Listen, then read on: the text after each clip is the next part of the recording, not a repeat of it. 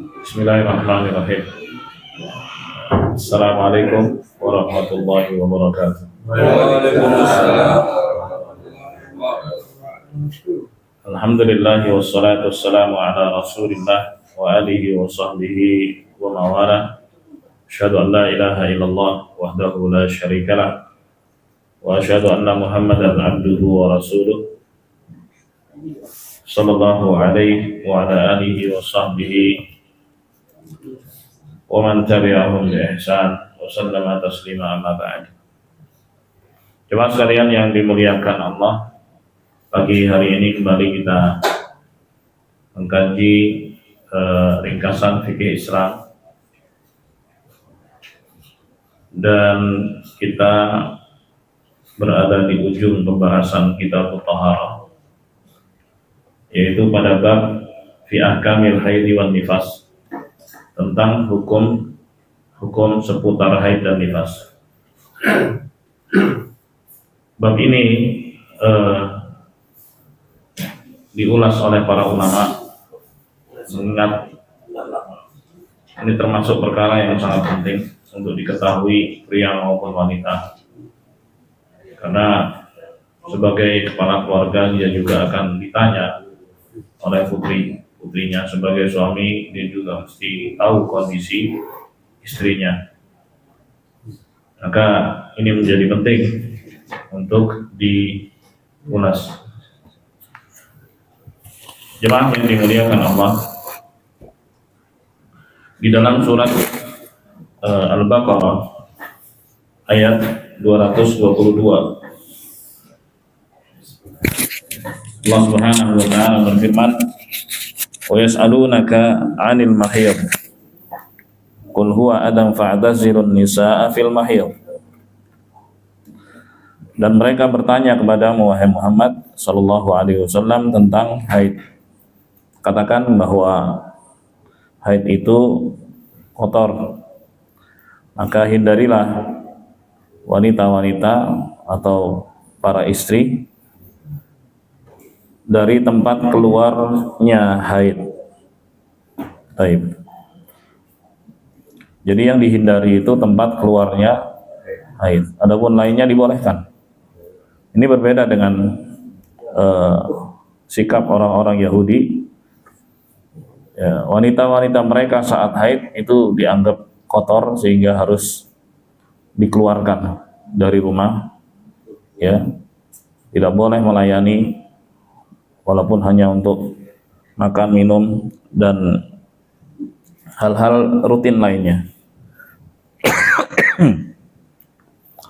Sementara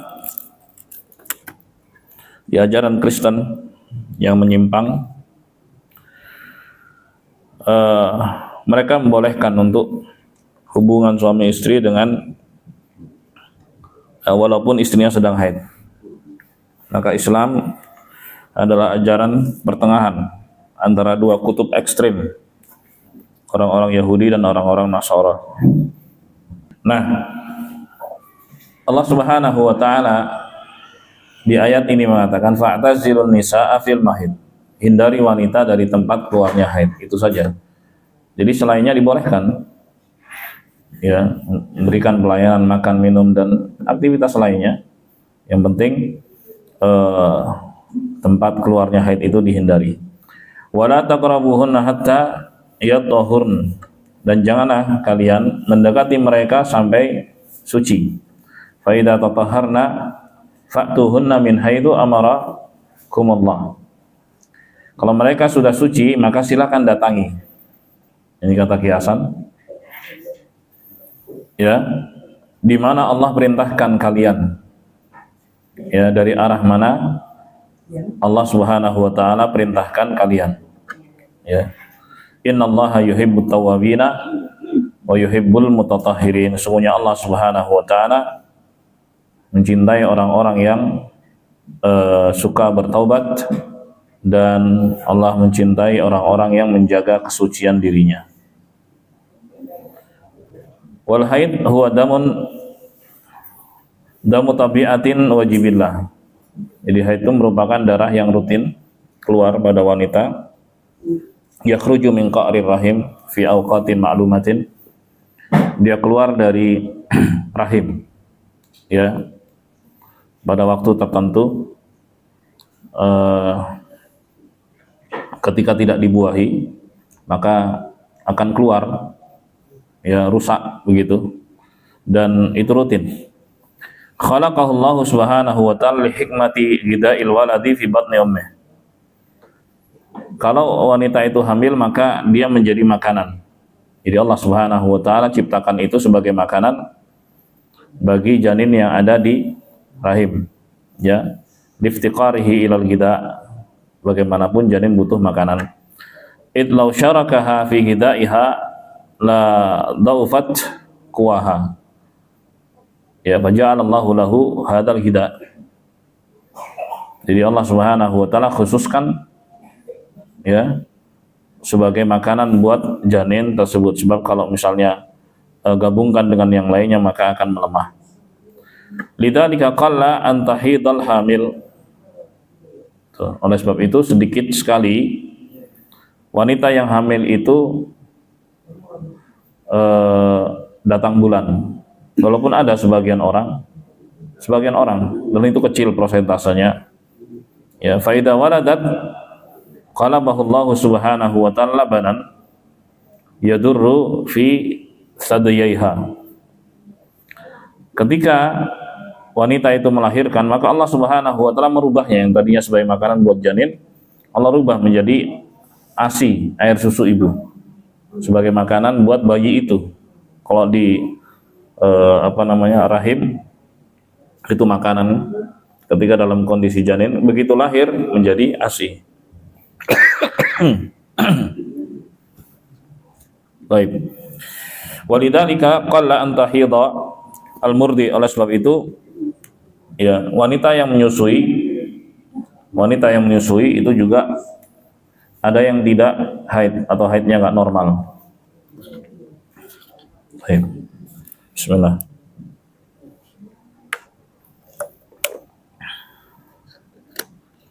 Fa idza khalatil mar'atu min hamlin wa rada'in baqiya la masrifa lahu liyastaqira fi makanin min rahimiha. Ketika seorang wanita itu sudah tidak lagi hamil dan menyusui ya, maka dia dalam kondisi enggak termanfaatkan gitu, maka dia akan keluar menjadi apa? Haid. Tsumma yakhruju fil ghalib fi kulli syahrin sittata ayyam atau sab'ata ayyam. Kemudian keluarnya pada umumnya dalam satu bulan itu antara 6 sampai 7 hari. Waqad yazidu min dzalika wa yaqilla, terkadang lebih dari 7, terkadang kurang. Ya, terkadang lebih, terkadang kurang. Wa yatulu syahrul mar'ah wa yaksur hasba ma raqabahu Allahu fit tiba. Panjang pendeknya masa datang bulan itu ya tergantung Allah subhanahu wa ta'ala yang ciptakan dia. Masing-masing wanita berbeda-beda.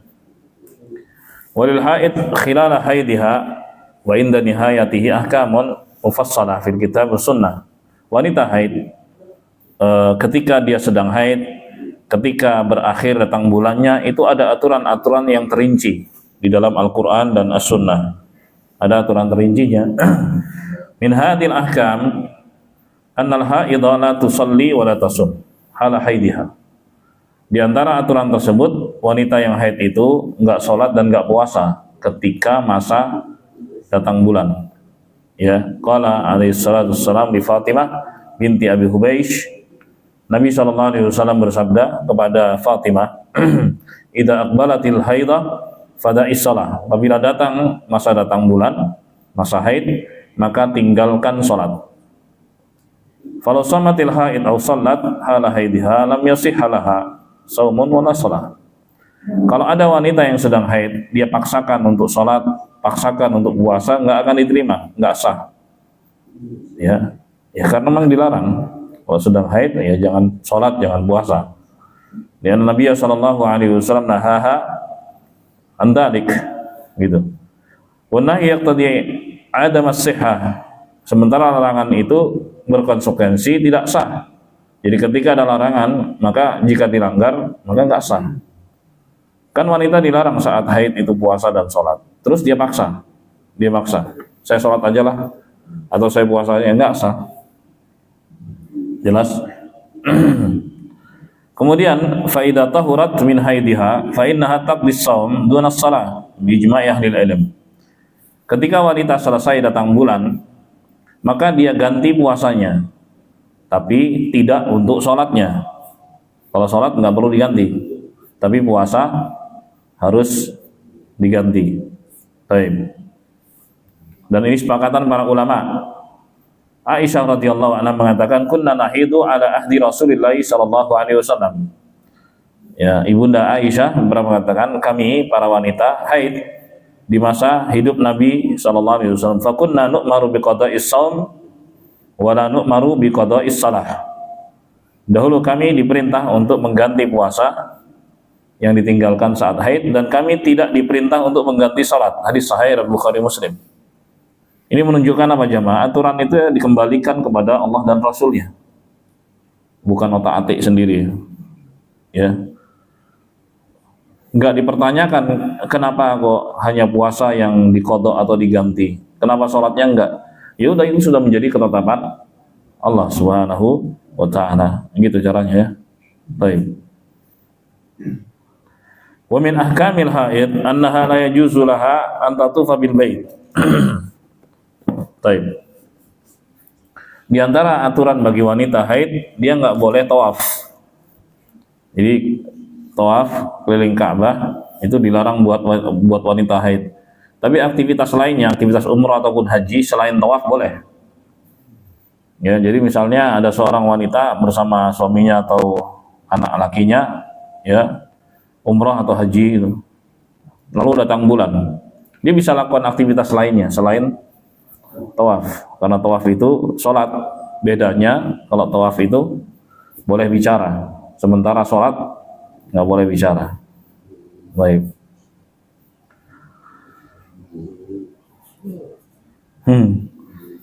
Kemudian wala taqra'ul Quran.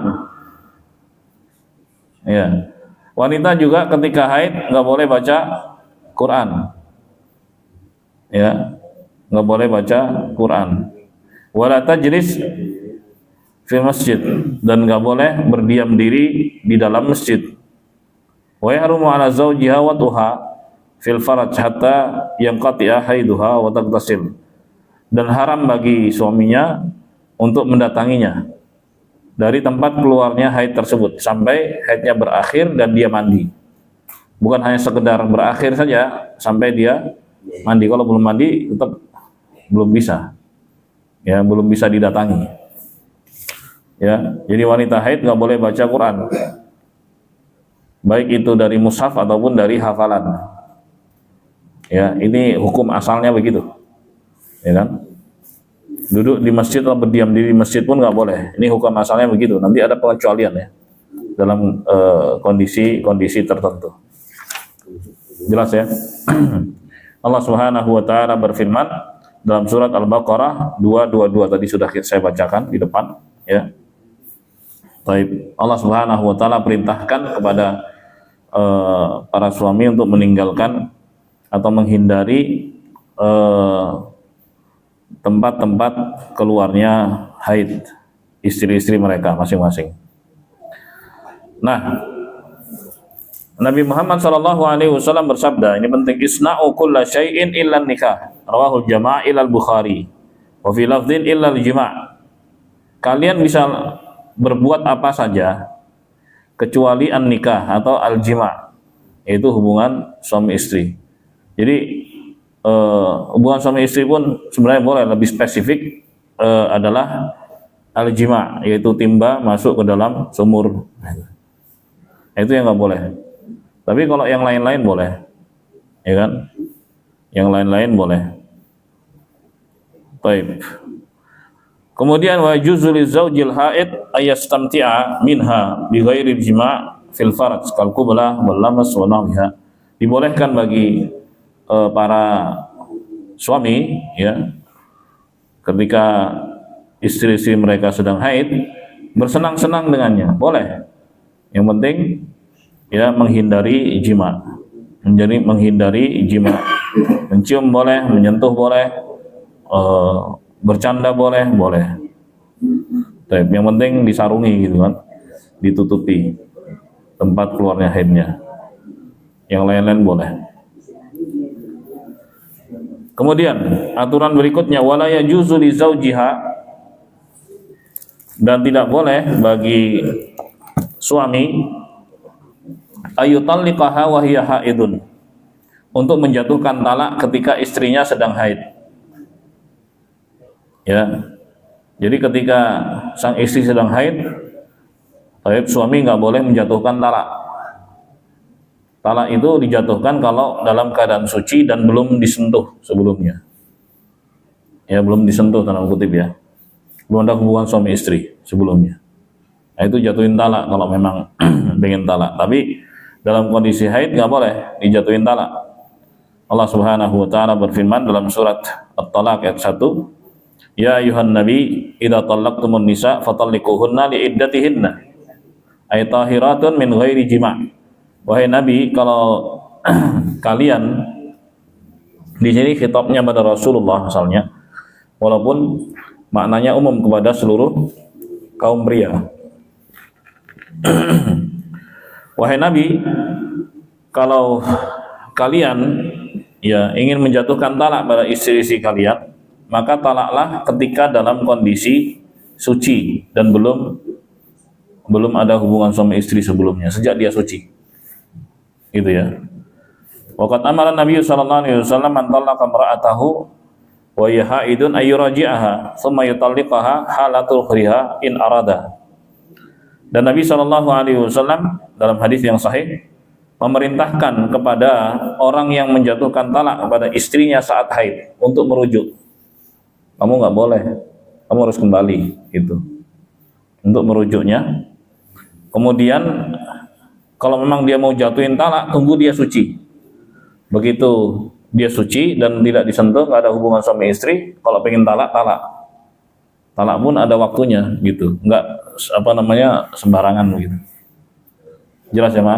Ini semua terkait aturan seputar haid. Banyak sekali cabang-cabangnya, ya kan? Baik, ada pertanyaan sampai sini? Kalau iya sah, jatuh. Iya, asal itu bukan SMS bohong atau orang yang kirim sengaja, bisa aja kan di ya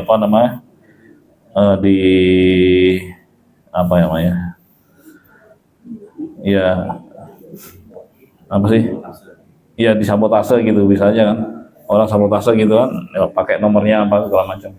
Kalau memang dipastikan betul dia orangnya dan betul juga itu pasangan suami istri, ya jatuh walaupun pakai SMS atau WA atau apapun gitu. Tapi kalau nggak ada hubungan suami istri sama sekali atau apa sekali, ya enggak.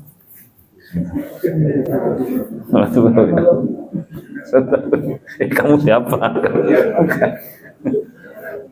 Gitu. Berarti ada SMS nyasar atau nyasar kan, kamu siapa? Oh maaf, nyasar kan. Ya gak jatuh kayak gitu. Oke, lanjutnya silakan. Yang masih terkait ini saya akan lanjutkan lagi.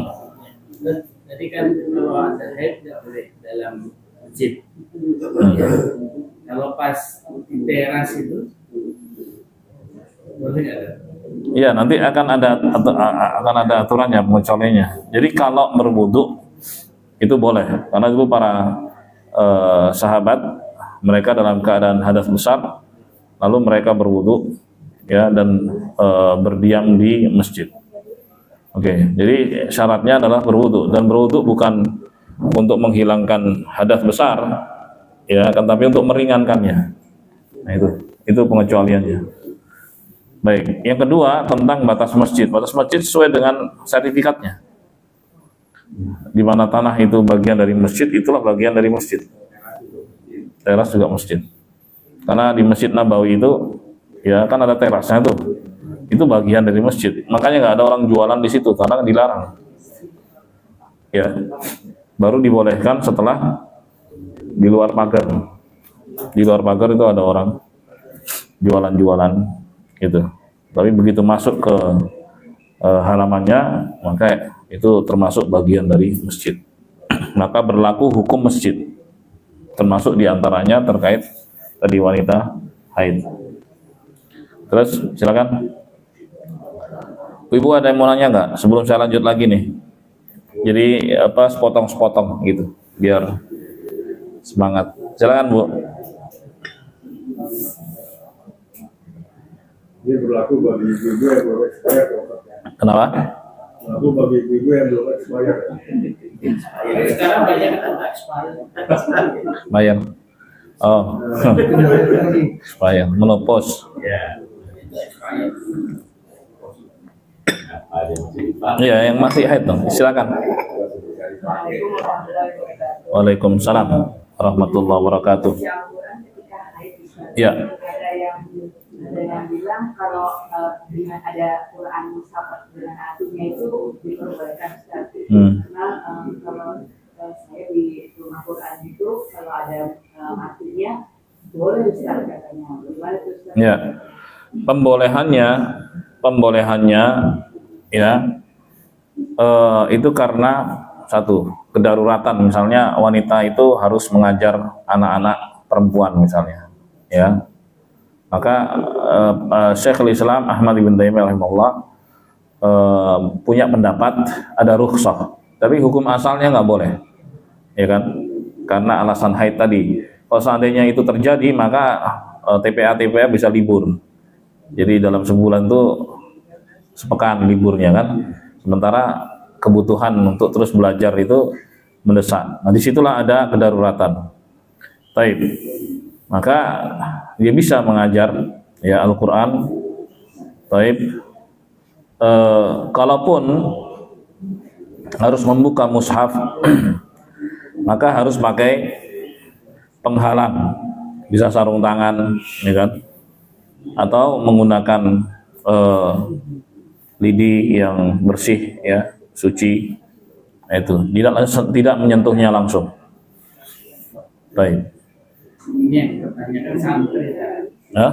Santri untuk belajar. Nah iya, tadi itu jawabannya. Itu jawabannya. Itu berlaku untuk guru dan santri sama aja. Ada juga santri yang menghafal Quran, kan dia menghafal. Dia menghafal untuk itu. Baik. Apa kemudian ketika haid kemudian dia libur. Nah itu ada pendapat demikian, wallahu a'lam bishawab. Demikian. Kita lanjut ya. Berikutnya watuhru huang kita udam. Yang dimaksud dengan suci adalah berhentinya darah keluar. Faidan qata adamuha faqat tahurat wa tahat muddatu haidiha. Jadi ketika darah itu berhenti, maka wanita itu telah suci dan berakhir masa haidnya. Fayajibu 'alaiha al-ightisal, maka wajib untuk segera mandi. Jangan tunda-tunda. Ada sebagian orang udah suci di malam hari, entar deh subuh gitu. Nggak bisa kayak gitu. Karena ada kewajiban buat dia untuk sholat malam itu. Kan waktu sholat kan berjalan buat dia. Dia nggak bisa tinggalin sholat. Kan udah selesai kan. Nah ini yang sebagian orang keliru. Ya. Begitu dia selesai misalnya jam 9 malam.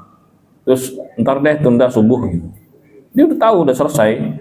Harusnya dia langsung mandi. Dia kerjakan sholat saat itu. Sholat apa yang dikerjakan? Maghrib dan isya. Ya, karena waktu isya adalah waktu maghrib kalau dalam kondisi jamak. Maka sholat yang dikerjakan dua, ya maghrib dan isya. Kalau dia sucinya di jam 9, jam 9 kan jam 9 malam kan waktu isya. Baik. Demikian pula sebaliknya ketika seorang ya misalnya masuk waktu zuhur baginya bagi seorang wanita. Lalu dia masih masak, teruskan masaknya. Ya mungkin dia pengen tunda sebentar kan nggak apa-apa.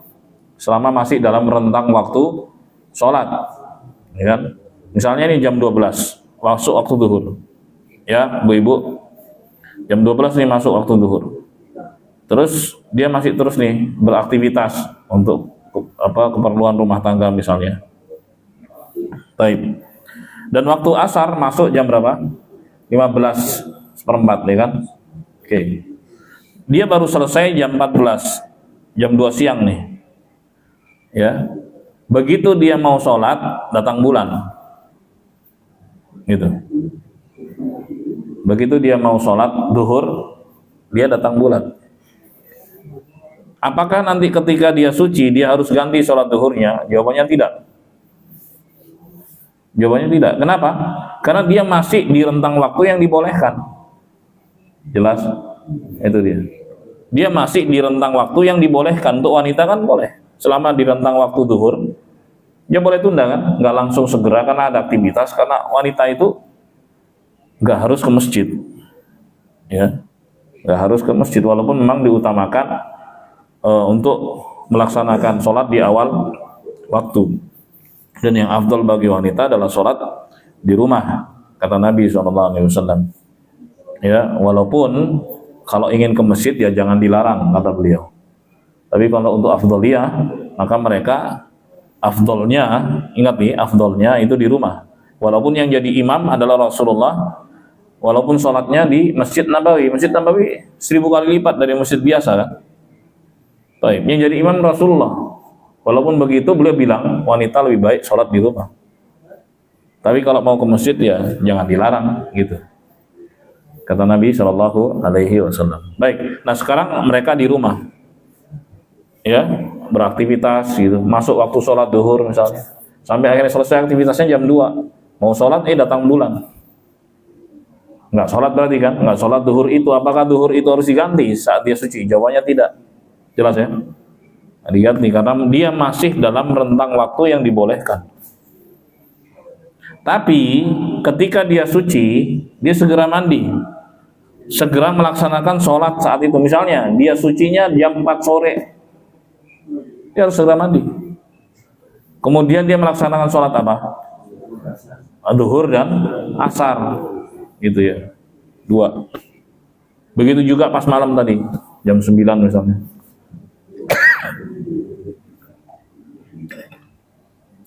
Jelas ya?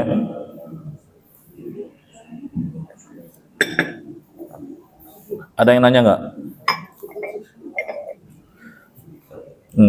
Saya pernah dengar terkait tadi sholat di Masjid Nabawi. Ya. Ada ustadz yang bilang kalau kita umroh, itu para wanita tuh dijaga sholatnya di hotel. Kenapa memang seperti itu atau? Ya, hotel bagikan rumah bagi mereka walaupun sewa ya. Tapi ya sayang udah jauh-jauh ke situ. Mau datang silakan aja, nggak dilarang kok. Gitu. Mau datang ke Masjid Nabawi nggak dilarang. Dari sisi itunya, tinjauannya.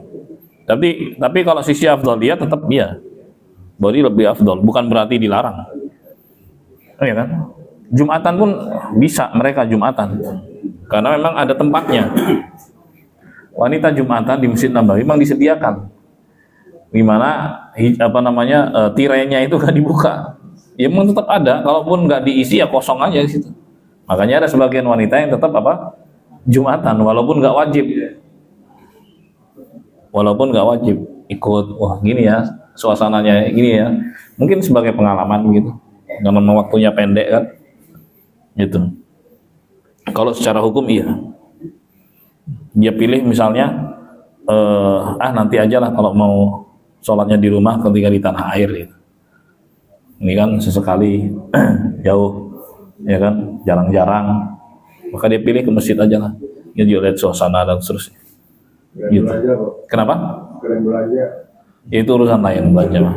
Kalau ini kan bicaranya ke masjid ya, beda hukum. Baik, saya lanjutkan ya. Wa in ra'at ba'da tuhri qudrah au sufrah. Ketika suci, ya ketika sudah suci, lalu wanita itu melihat ada flek. Dia udah suci, udah ada tanda-tanda suci ya, seperti cairan putih gitu. Setelah itu ada flek, dia melihat ada flek, ya kekuningan gitu kan. Lam taltafit ilaiha, nggak usah dipeduliin, biarin aja. Itu bukan haid. berdasarkan ucapan Ummu Atiyah radhiyallahu anha, kunna la na'uddu al-qudrata was-sufrata syai'an. Rawahul Bukhari wa ghairuh. Dahulu kami kaum wanita di masa Nabi SAW itu tidak menganggap flek-flek itu sebagai haid setelah suci. Kan kadang ada wanita setelah suci, loh kok masih ada gitu ya. Itu nggak usah dipeduliin. Ya, nggak usah dipeduliin, biarin aja, karena sudah suci tadi. Hadis sahih riwayat Bukhari dan selainnya. Baik. Dan itu disetujui oleh Nabi Shallallahu Alaihi Wasallam. Kalaupun itu keliru, pasti akan ditegur dan diingatkan oleh Rasulullah SAW. Baik. Nah ini penting ya, seperti yang saya katakan tadi, tambihun ham, catatan penting, idza tahuratil haid awin nufasa qabla ghurubi syams. Apabila seorang wanita haid atau nifas itu bersih suci sebelum tenggelamnya matahari, lazimaha an tusalli adh-dhuhra wal 'ashra min hadzal yaum. Maka dia harus sholat duhur dan asar di hari itu, seperti yang saya katakan tadi. Wa man tahurat minhuma qabla tulu'il fajr. Ya. Kemudian wanita yang suci dari haid ataupun nifas sebelum masuk waktu subuh, misalnya jam 2 malam gitu, atau jam 3 malam, dia udah tahu suci, ntar aja subuh deh gitu. Nggak boleh, dia harus gitu mandi, harus ada kewajiban yang harus dia kerjakan kan. Lazimah an tusalli al maghrib wal isya min hadhihi lailah. Maka dia harus apa? Sholat maghrib dan isya, karena dia udah selesai walaupun jam 3 malam. Tapi sebagian orang nggak, entar aja subuh deh, itu dia tinggalin sholat berarti. Itu nggak boleh, karena dia sudah tahu apa? Sudah suci. Di anna waqtas shalah tsaniya waktu shalah al-ula fi halil udzur, karena waktu sholat yang kedua adalah waktu sholat yang pertama ketika ada udzur, jamak misalnya, ya kan? Seperti yang saya katakan tadi.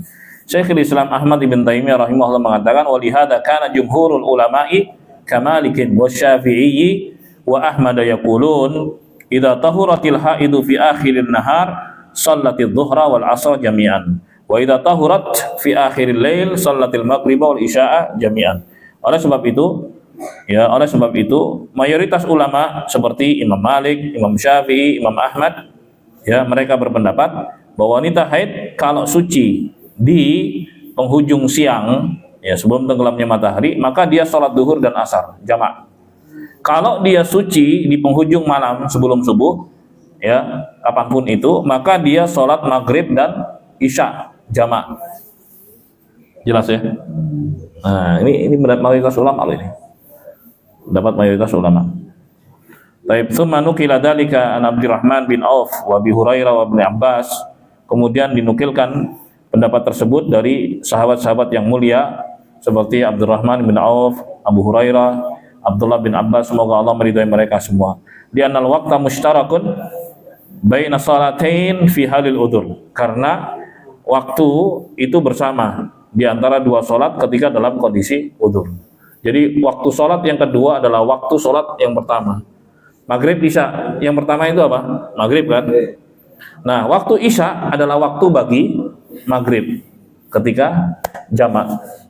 Demikian pula waktu asar adalah waktu bagi duhur ketika dalam kondisi apa? Udzur. Saat jamak kan? Waktu asar adalah waktu. Jadi begitu ya jamaah. Ini penting loh, karena banyak wanita juga nggak kurang perhatian terhadap hal ini. Walaupun dia sudah suci, ya dia tunda-tundanya, entar aja lah gitu. Nggak bisa begitu ya. Allahumma musta'an. Maka ini perlu disosialisasikan, ya, mesti disosialisasikan.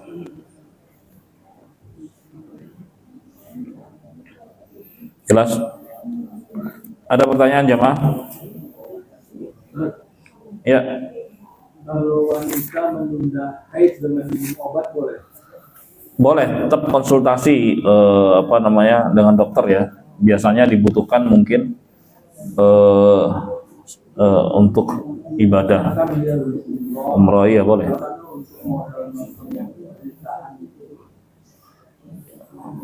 Kenapa mesti harus minum penunda haid ketika mau nikah? Normal aja kali, karena kan, ya diatur aja ketika udah selesai, misalnya nih haidnya di awal bulan, dan nikahnya nanti pas di luar haid gitu kan begitu, gitu kan, bisa diperkirakan. Allah musta'an. Ustaz, kalau tadi yang terkait itu apa jamaah itu, Ah. kalau itu kosong juga boleh? Oh enggak, kosor itu khusus bagi musafir. Ingat ya, kosor atau meringkas sholat itu hanya berlaku bagi musafir. Selama enggak safar, enggak ada kosor. Nah, itu kata apa namanya, kaidahnya begitu ya. Kosor itu hanya berlaku bagi musafir. Ingat itu. Supaya nggak bingung nanti antara jamak kosor ya. Selama dia musafir, nah itu baru tuh kosor. Kalau nggak safar maka nggak berlaku. Gitu, bagus. Berikutnya, Kalau misalnya dalam perjalanan kan, sementara kan untuk mandinya kan susah nih dalam perjalanan. Untuk ini bagus tuh. Ketika dalam perjalanan nih, terus tahu tuh perempuan itu suci, ya kan? Cari rest area. Ternyata nggak ada rest areanya. Mungkin udah keluar tol gitu, ya kan? Di hotel. Cari pom bensin atau cari tempat-tempat yang memungkinkan untuk bisa bersuci. Pertanyaannya nih, kalau nggak ada juga gimana? Mentok udah nggak ada. Tayamum. Tayamum. Seperti kisah seorang sahabat yang diutus Nabi SAW. Walaupun case-nya ini beda, tapi sama-sama hadas besar kan. Ya, di malam hari dia mimpi basah. Wah, ini harus sholat subuh kan, ya kan? Apa yang dilakukan? Dia berguling-guling, seperti binatang kan, kalau sapi atau kebo itu kan guling-guling. Kalau mandinya kan begitu kan. Nah, dia niru itu. Nah, ketika sampai di Madinah balik cerita sama Rasulullah. Terus Rasulullah SAW bilang, cukup bagimu bertayamum. Ini kita sudah bahas kemarin ya. Jadi kalaupun di tengah jalan nggak ada sama sekali tempat untuk bersuci dari hadas besar dari haid, ya berarti tayamum. Baik. Baru nanti bersih nanti belakangan. Silakan Bu. Boleh. Kalau wanita hamil lagi haid tapi nggak boleh tawaf ya? Nggak boleh tawaf. Iya, tunggu sampai suci. Jadi wanita haid yang sedang umrah ataupun haji itu dilarang tawaf. Tawaf itu harus suci. Berarti kapan tawafnya? Nunggu sampai dia suci. Yang lainnya dikerjain. Tuntas misalnya ibadah umrahnya, dia nggak boleh tahallul dulu. Dia harus dalam keadaan tetap ihram, ya, berlaku larangan-larangan ihram buatnya sampai dia suci. Setelah dia suci, dia mandi, lalu dia tawaf, baru tahallul. Begitu caranya. Kalau ada batas waktu, konsep ya? Kenapa? Ada batas waktu umroh. bulan Iya, apa namanya, minta, itulah tadi saya katakan, seandainya seorang pakai obat penunda haid, ya silahkan aja. Ketika, kalau misalnya berakhir batas waktunya, dia konsultasikan aja. Kan tiket ataupun apa namanya, visa itu panjang loh. Paling-paling urusannya kepada travel, kan begitu. Tinggal disampaikan saja. Ya, tinggal disampaikan saja. Dia mau tunda, ya mungkin tinggal nambah apa hari gitu. Ya, hari tinggal gitu. Nanti bisa diuruskan, itu mudah sekali sebenarnya. Bukan hal yang apa namanya, ya hal yang sangat sulit. Bisa. Saya juga pernah waktu itu ikut terlibat di apa namanya, petugas haji ya, petugas haji tahun 2013 Mas, lama sekali, ikut Saudi Airlines waktu itu membantu jamaah haji Indonesia. Nah, saya jadi tahu tuh ada perubahan-perubahan dan itu mudah sekali. Jadi misalnya nih mau nunda kepulangan misalnya, karena ada beberapa hal yang harus diselesaikan. Ini terkait dengan aktivitas ibadah haji juga, bisa dia diatur, digeser, dipindah, gampang sekali. Dan itu fleksibel. Berlaku ke orang yang bersangkutan. Iya, berlaku. Orang yang bersangkutan. Kenapa? Ya bersama pendamping. Enggak, maksudnya apa? Ini kan berangkat umroh, nanti suami istri satu rombongan. Apakah yang rombongan lain juga ikut tunda? Yang kalau maunya begitu ya nggak masalah, tapi kalau biasa sih mau pulangnya sih sendiri gitu. Iya, pulang sendiri nggak masalah kan, pulang sendiri juga. Maksudnya sendiri dalam arti dia sama pendamping, pulang sendiri karena nemenin ini. Kalau di masa Rasulullah pernah itu terjadi, ya pernah terjadi kejadian, ya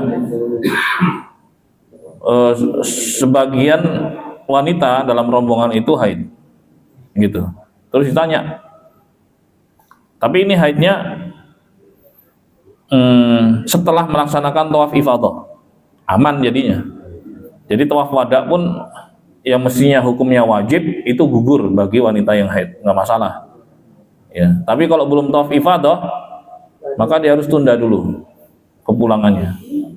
Nah itu, ini terkait rombongan karena banyak kan, pernah terjadi rombongan itu terhambat gara-gara haid.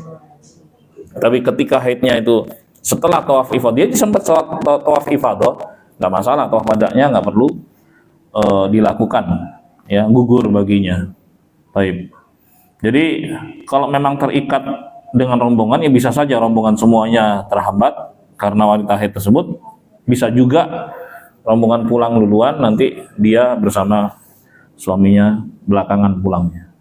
Tapi secara jadwal kepulangan insya Allah mudah kok, fleksibel. Demikian. Baik. Ada lagi? Baik, kita lanjutkan ya. Saya ada waktu.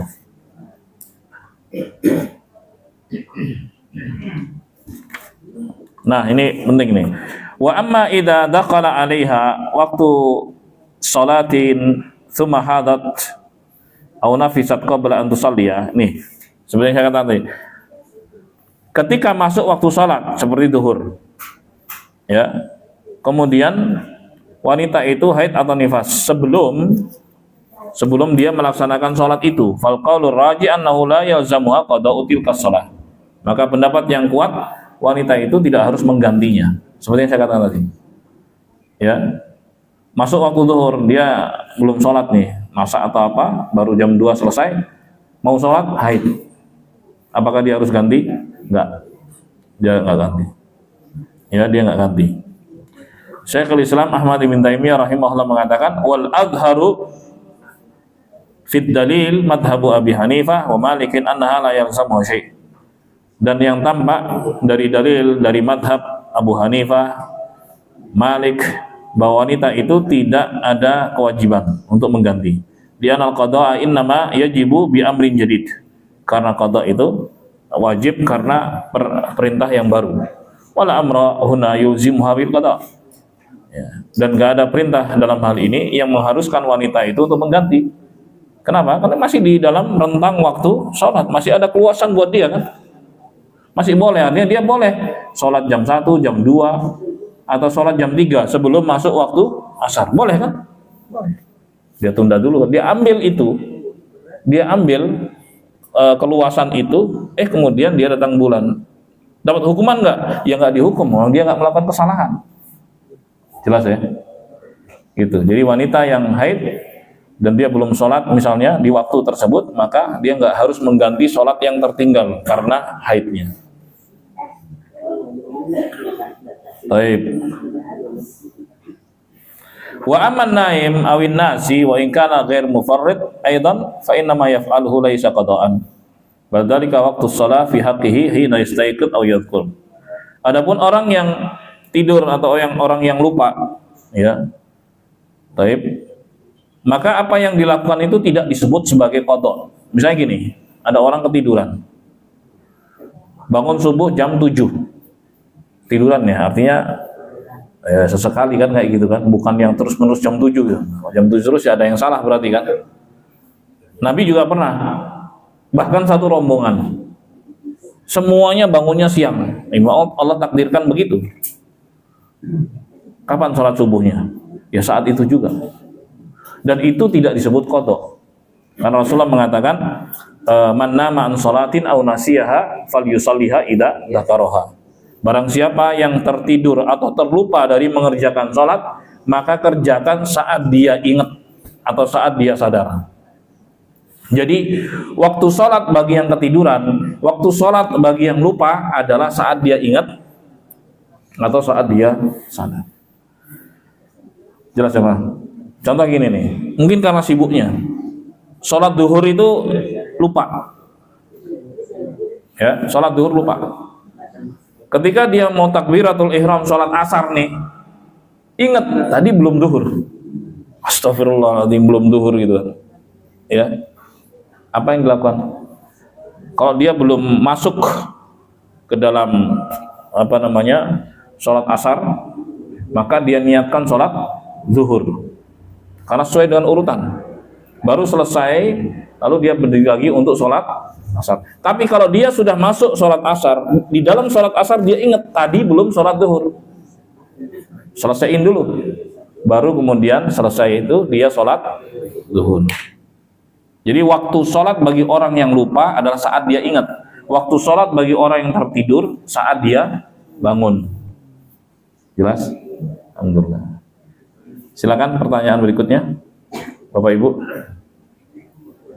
Ya, Dimas.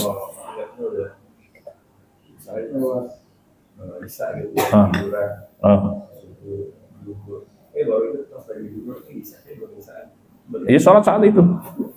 Dia lupa sholat isya misalnya baru ingat pas zuhur.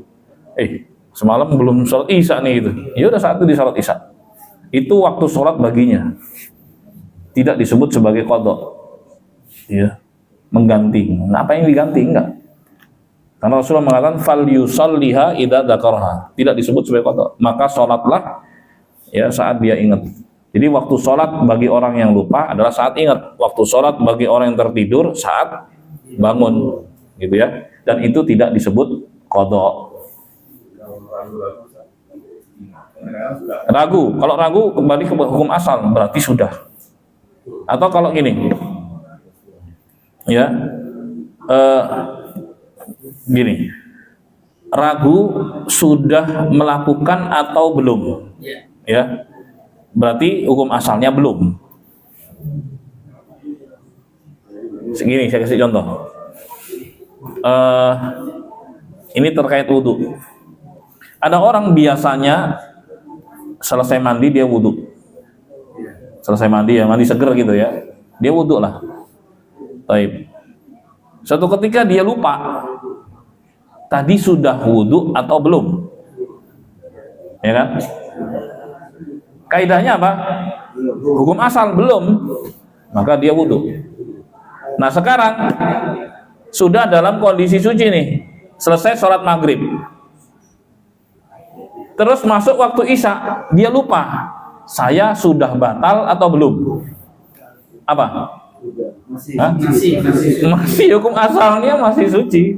Ya belum batal dong, kan hukum asalnya itu. Yang diragukan adalah batalnya. Tadi suci, saya sudah batal atau belum? Ya belum dong. Kan itu yang diragukan. Jadi kembalikan kepada hukum asal. Al-aslu baqa'u ma kana ala makan. Jadi hukum asal itu kembali kepada start awal atau default atau setelan pabrik bahasanya kayak gitu. Ya kan? Itu akan memudahkan kita. Jadi seorang ragu terhadap sesuatu, kembalikan kepada hukum asalnya.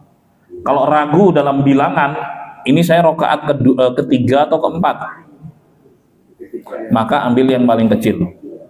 Ini tawaf saya ini keempat atau kelima, yang pasti adalah yang paling kecil angkanya. Jelas? Gitu. Yang meragukan ada yang besar. Kalau ragu ini rakaat keempat atau ketiga, yang pasti adalah 3. Itu yang pasti.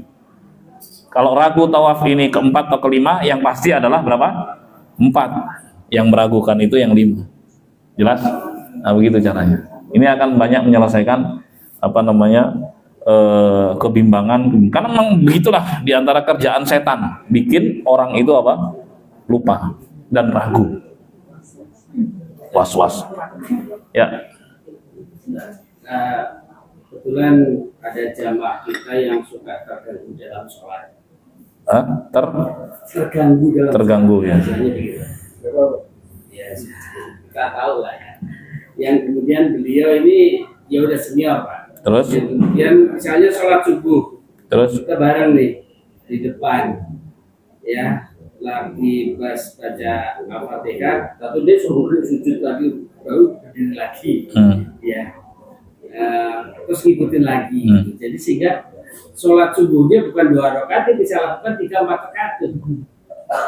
Ya. Udah diperiksakan belum kalau itu pikun atau apa?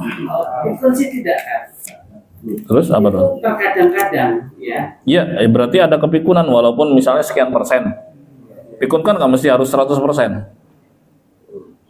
Kepikunan tuh bisa aja on off gitu ya. Kadang ingat, kadang hilang, kadang ingat. Ada yang betul-betul blank sama sekali. Ada yang sedikit mungkin baru 10%, 20%, 30% gitu. Itu harus pastiin.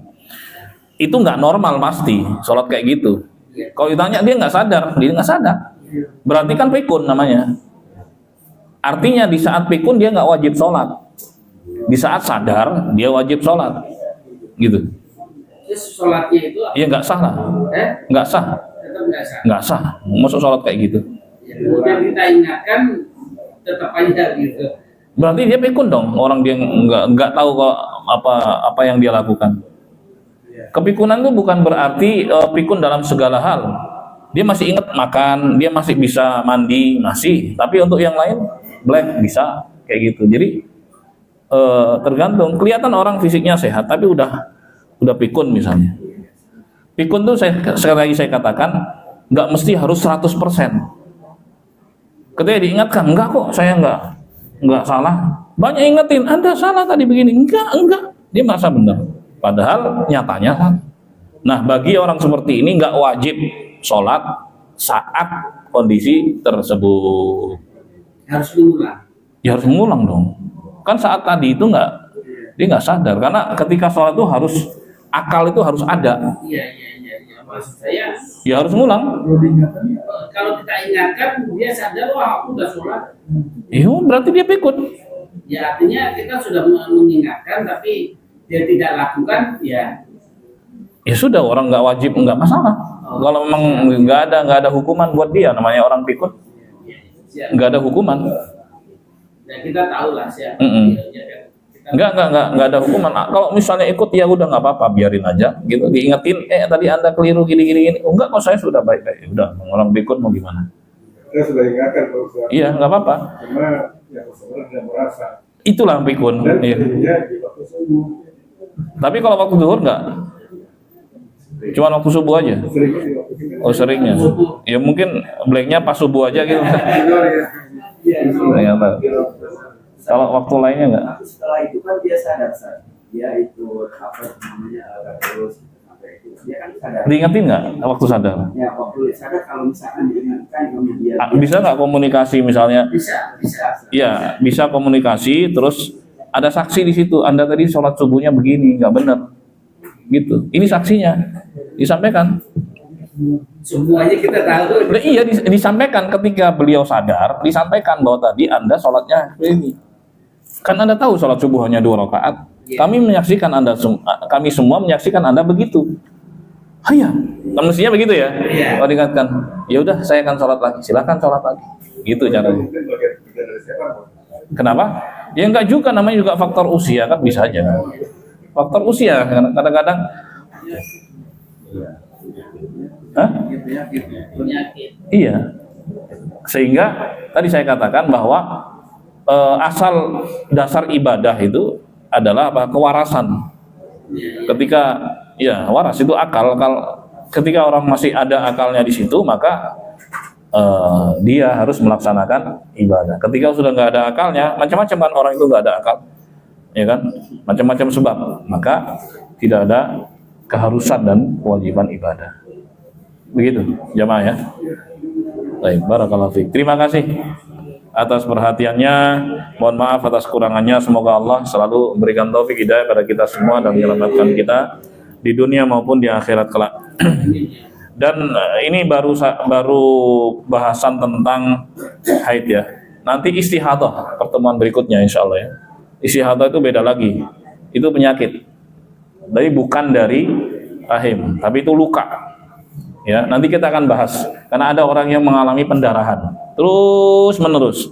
Dikiranya haid, nggak sholat, padahal keliru ya kayak gitu ya. Nanti kita akan jelaskan pada pertemuan yang akan datang. Dan kajian ini juga direkam, nih ada rekamannya, silakan akses rekamannya. Saya juga ngerekam juga di sini ya, di Muhammad Yahya LC di Instagram, silakan dicek juga.